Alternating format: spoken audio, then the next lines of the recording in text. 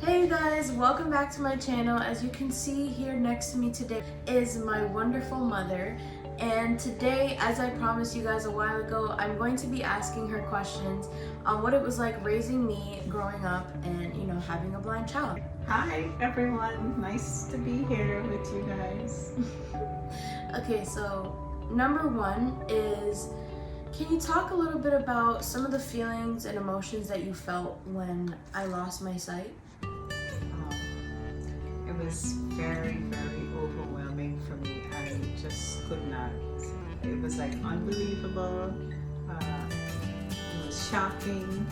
It was, I couldn't believe, whether they're telling me the truth or they were just making stuff up. It was like, I couldn't get over it for months.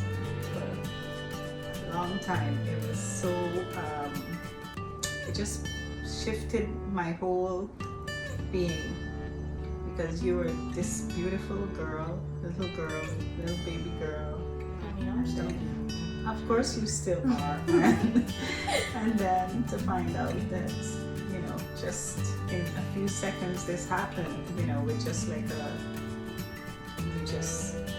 it was unbelievable. I was so shocked, I was speechless for a while. So I had went on Instagram a while ago and Twitter, and I asked people who are subscribed or view my videos to let me know if they had questions for you. And this one is from our wonderful friend James. He said, "How were you able to handle everything in the initial stages of my blindness?" That was very difficult. It was so hard because I was like all by myself. Your dad was not around. So it was left up to me. I had to do a lot of research and a lot of thinking, and it caused a lot of, I was like depressed for a while because of the whole situation, because I had to do a lot of running around. You had so many doctor's appointments, like I never even got to sit and think about, how I was feeling. It took years before I could actually sit down and like to gather all my thoughts and think about what was happening, what had happened to you and how it happened. And it was a lot. It was so overwhelming for me, running around and doing everything on my own, because your brothers were very young at the time, and running back and forth to hospitals, so many appointments, so, just getting around with you in that situation. And I just couldn't. I never had a moment to sit and think of To process all of it. Yeah, to process it and to see how I was feeling. Yeah. I just had to keep going, just keep doing what was right for you and what was necessary and for what you needed at the time. Yeah. And I just had to be there for you and support you. So I don't think I ever, it took a while for me to get used to the idea of how I was feeling, and how it made me feel. Because, at that time I had no one to like put their arms around me for, and support me. I was doing all the supporting, and it kind of drained me. People were there, but they were just not there, like with me at that moment. Well, there's another one from James, and it says, "What are some tips that you can share to help other parents that have to deal with the same things or similar?" Well, the first thing I can do, if they have a good family, they have family that's like they're close to, gather as much of, a lot of them with you, and ask for help. I never did that. I could have, but people know that you need help in that moment, and they also could offer. But if you have that support system with you, is very helpful.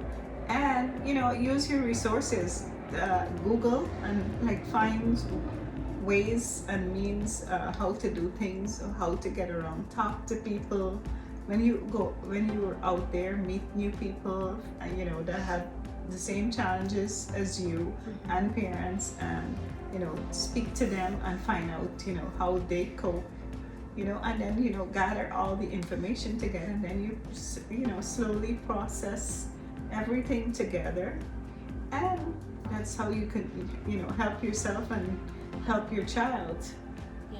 you know, just by Googling and reaching out. I had to do a lot of that on my own because at the time I didn't know where to turn to or who to turn to.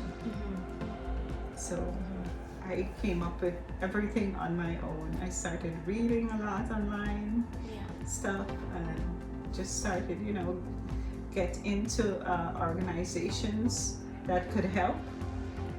That's why I went to the Lighthouse, and that was a big organization that helped put a lot of aspects into play for me and for you, and guided us, you know, through the process by meeting so many new and interesting people that had the same issues and challenges. Yeah.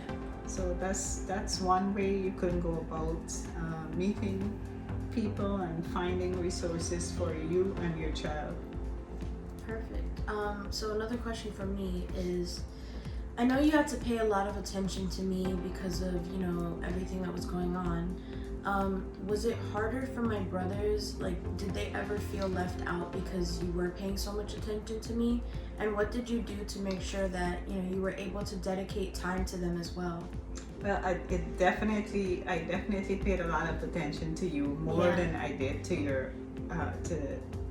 your brothers, especially one of your brothers, the one before you. And I felt a lot of times like he was left on his own, and he was so sweet. He never complained about anything. He was left on. When I say left on his own, like he had to, you know, find things to amuse himself while I was busy helping you cope with what you were going through. And you know, like reading, just simple stuff, like it was too much. Like I couldn't stretch myself to read with him and then take care of you, because at the time you needed a lot of care. So I do, you know, I think he probably did felt like he was abandoned, but he never once mentioned it. He never said anything, but he was such a good kid.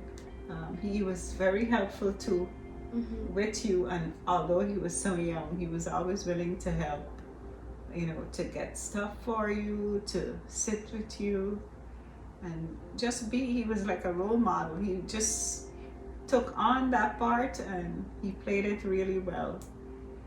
So the other part of my question is, like, how did you dedicate that time for him and Jason also? Even though I know Jason was a little bit older, but you know, at the end of the day, like, of course they're both still your children, and I know it might have been difficult having to dedicate so much of your time to me. So what was the balance of, like? Well, I had to do stuff where we can do stuff as a family, like together. So that's how I just mold everything into one and brought the three of you together with me, and we had like family outings, family dinners, like simple things, shopping, going to the movies, reading to your brothers.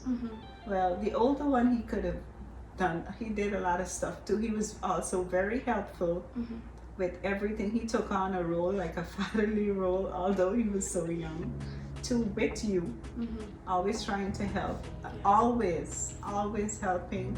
So that's what I did. We had to just balance it out by just over simple things like dinner and meals, lunch, and simple things. So we came together and talked. But I just, I always hugged them and let them know that they were loved also. Yeah, of course. So they never really felt, at least none of them ever said that they felt abandoned. They understood, what the circumstance was. Your circumstances, what you were going through at the time, and it was very heavy. It was shocking for them also, and it was stressful. It was unbelievable too for them. Right. They felt it. So this one is from Marie. She's a subscriber and she's also on my Facebook. She said, when it came to homework and other assignments when I was younger, how did you help me with those things? Especially me being blind and you having to help with a lot of my assignments. Oh yeah, well that was a very challenging because a lot of the stuff also was in Braille, but the teachers knew because a lot of them didn't know Braille at the time, so they were sending stuff in print and Braille. So I was able to read and to help you, guide you through it. So and it was easy. You were like remarkable. You knew, you caught on so quickly. You learned Braille so quickly. I learned the alphabet and I learned some of the numbers, but you caught on so quickly. So that was like, it was easy for me. Looking back, it was very easy helping you with homework. And you love to be read too. You love listening. I did love that. That was You a know, lot of at fun. night before you slept, I would always read you a story, and you I loved remember that. Goldilocks. That was one of my Yes. favorites. And then you would trace it with your fingers, the Braille part, while I read the printed part. And also I read to Danny Yeah. at night before it, because I have to bring the two of you course. together, or read one story where both of you, and you always ask a lot of questions, always curious. So the next one is from Stephanie, Vincentia's mom. She said, did you feel supported in the community raising a child with a visual impairment? And she also said, resources, support groups, play dates with other families, things like that. Did you feel supported in things like that? I not in the community where we live, but in the She means like in the blind community. in the blind community. Yes, I did feel supported because there, there was parents there that was, enduring the same. They were going through the same circumstances as us, so I felt very supportive with them and in the community. And everybody did, try to help each other. Some people might have information more than you, so we would share and pass on stuff on what to do and how to do things. There were like events, there was always like stuff where you guys could participate. There was music. You were always curious and interested in music, so we would all gather every weekend at the music school, which is the Lighthouse, where you would play, you would sing or play the drums, do dance, choir together with your friends, and us parents would just sit hanging out, talking, and trying to pass on information about whatever resources we knew about, to each other, because some people knew stuff and some didn't, so we helped each other. So I think I felt very supported in that, and I did what I had to do. Yeah, that's true. As a parent for you. So I know you kind of mentioned like being a single parent and kind of coping, but on your own, once you kind of noticed me adjusting to being blind, did you have your own coping method? Did you have your own personal time after all of it to really cope with it on your own? And if you did, what was that? Can you share it for other people? That took a while for me to actually have a coping mechanism to cope with everything that you were going through.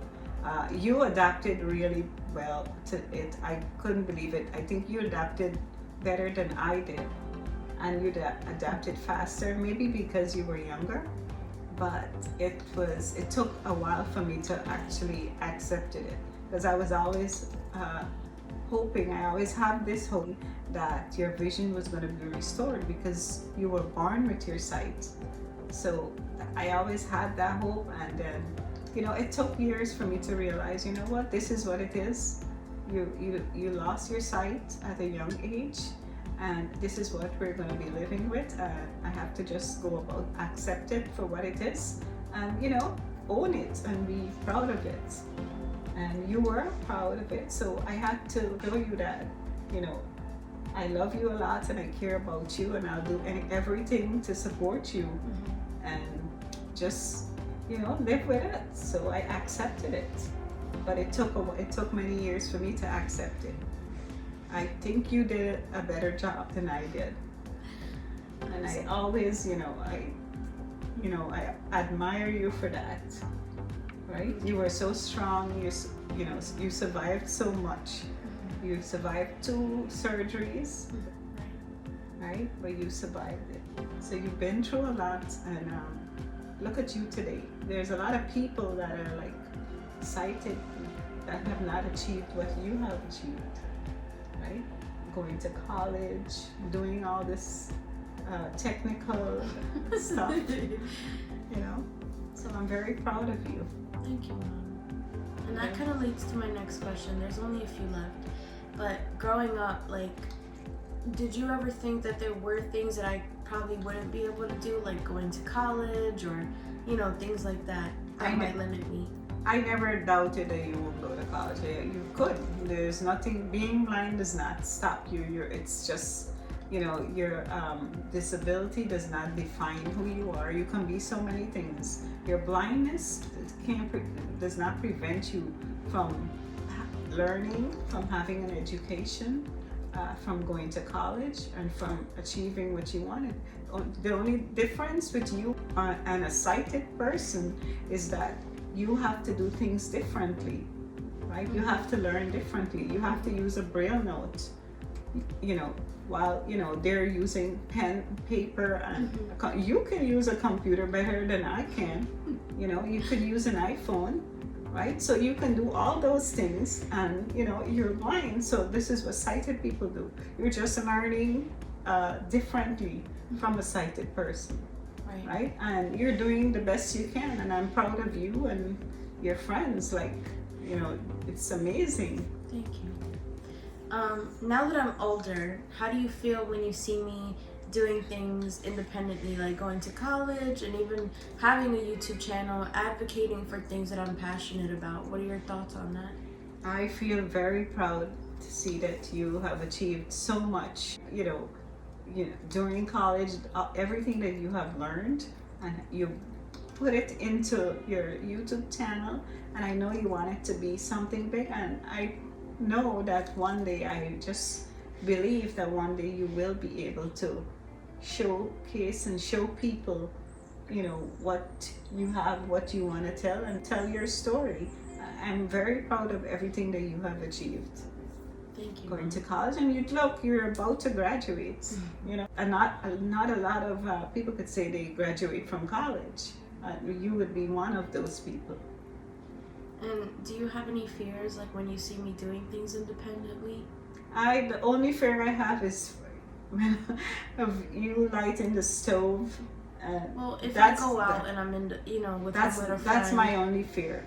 No, I don't have fears of you going out, because I know you walk around very independently with your cane, and you know how to be safe. You know how to be safe, and you know how to you have the mobility training. I have no fears of that. I just have fears of the subway. That's one of my biggest fears of you, and the trains, and of people taking advantage of you. Right? Not of you.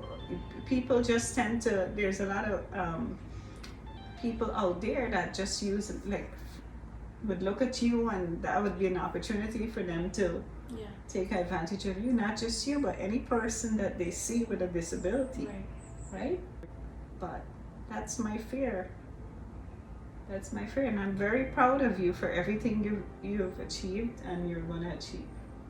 And I know you're going to make it in this world. You just have to have that faith that you will, Mentally, it's very, it's mind-boggling for me and also for you. And it could be very depressing, especially when you're at college and people, they think that blindness is a disease. If they come close to you, that they're going to get it. It's not a disease. You're just a normal person, just like everyone else. You just have a physical disability that you can't see, right? And it's not your fault.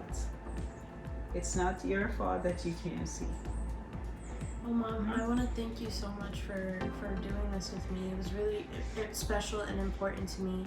and thank you for all your wisdom and everything that you have like given to me and taught me, and for all the things that you've done, and just sacrificing your own dreams to make sure that I can achieve mine. And I love you so much. Oh well, I would do it again and again and 1,000 times. Love you too.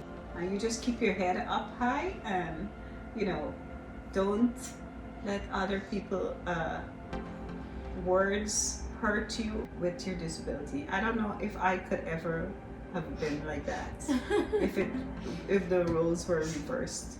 So I thank you for that, and I know you're a strong, young, sweet girl, and you'll make it. I love you. Thank you guys so much for watching this video. Be sure to, leave some comments down below. Let me know what you guys thought about this, and say hi to my mom. She loves watching my videos and checking out the comments. So thank you guys so much. Have a great day. Bye. Have a great Bye. day, everyone. Thank you.